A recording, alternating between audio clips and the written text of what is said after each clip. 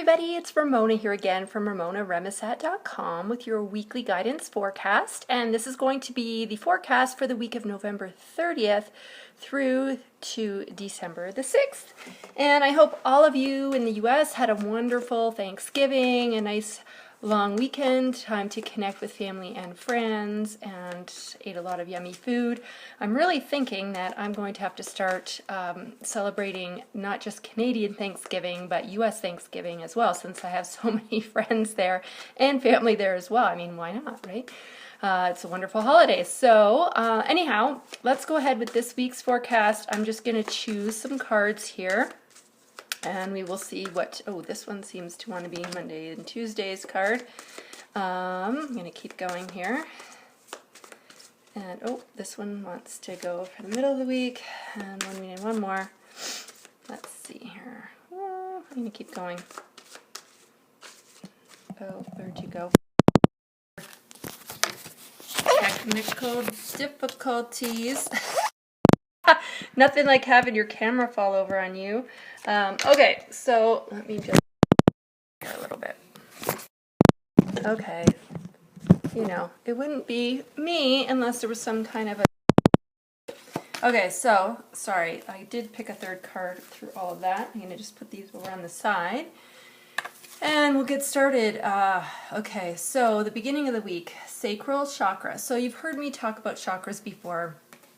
Really isn't anything that hard to understand. It's just we have energy centers through our body, and if you've talked to anybody who maybe has had acupuncture, the idea with the acupuncture is that it's addressing blockages in these energy centers. So we want to make sure they're working optimally, because when they are working optimally, we feel better. Everything is working well within our physical selves and within our emotional lives as well. But what this card is talking about is your sensitivity right now.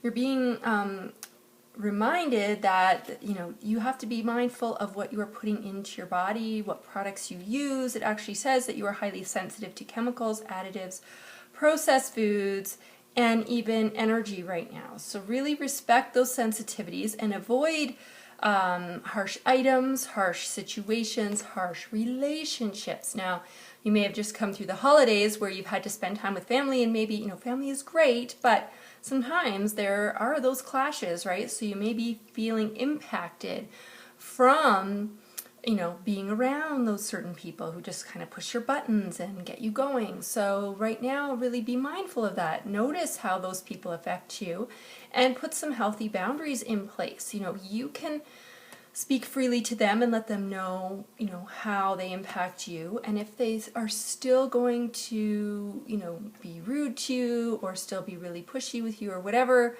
that behavior is that just drives you nuts, then it's well within your realm to say, look, I'm going to distance myself from that because I feel better when I'm not around that person.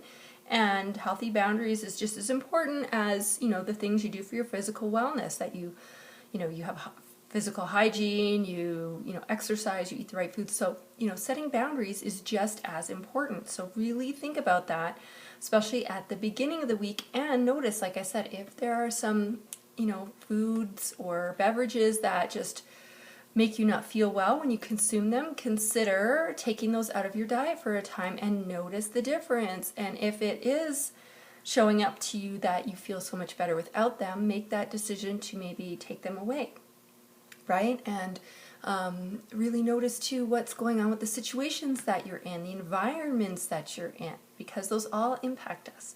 So just, it's time to really notice things. It's almost like putting on a helmet with some antenna sticking out of that and just being really clear and aware on, what's going on around you, how that impacts you, and then putting a plan into action based on the information that you find, okay? In the middle of the week, we have some messages coming through animals. So this is really interesting. I've had people write in sometimes and say, I keep dreaming about a certain animal, or I keep finding spiders all over the place, or, this weird bird's been sitting outside my window for a few days. What does it mean? We always strive to look for meaning, and often these situations do carry meaning. So it's really kind of neat to look up what some of these things mean and to do a little more research on your own if you feel, that is something that you want to look into a little bit further. So a really great resource that I like, it's called a book called Animal Speak by Ted Andrews, and it covers off a lot of what these what this animal symbolism means to us. So for example, if you do find spiders all over the place, it's tied into creativity. If you think of weaving, the web, right? Writing really comes up a lot. Or when people start to see spiders, writing is something that's important to them, or they're going through a phase where they are maybe creating something through their words. So it's kind of interesting to pay attention to these animals that are showing up. So if that's been happening for you, and you're kind of like scratching your head going, why am I seeing this? Do a little more research, as I said, and a great way to do that is, as I said, through Ted Andrews' book, Animal Speak.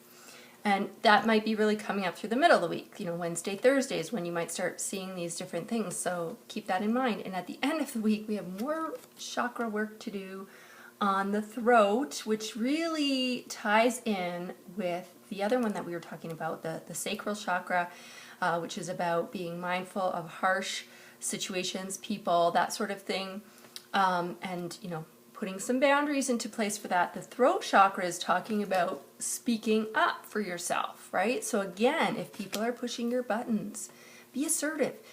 Assertiveness is the middle of the road between aggression, which is blaming, right? Blaming, that people pointing the finger, well, you made me do this, or you should have done that, right? That's blaming, that's aggression. The other end of that is where we fall into codependency. So maybe you speak sideways a little bit, you're kind of sarcastic, you maybe do a job really poorly because you don't want to do it. So it's not overly aggression, but you're just still showing that, hey, I don't like this, right? And being that sort of passive aggressiveness and codependency. So, assertiveness is middle of the road. It is just merely speaking up for what you need. And it is completely healthy to do that, to say, I feel I'm tired. I need to take a nap, right? Or I'm hungry.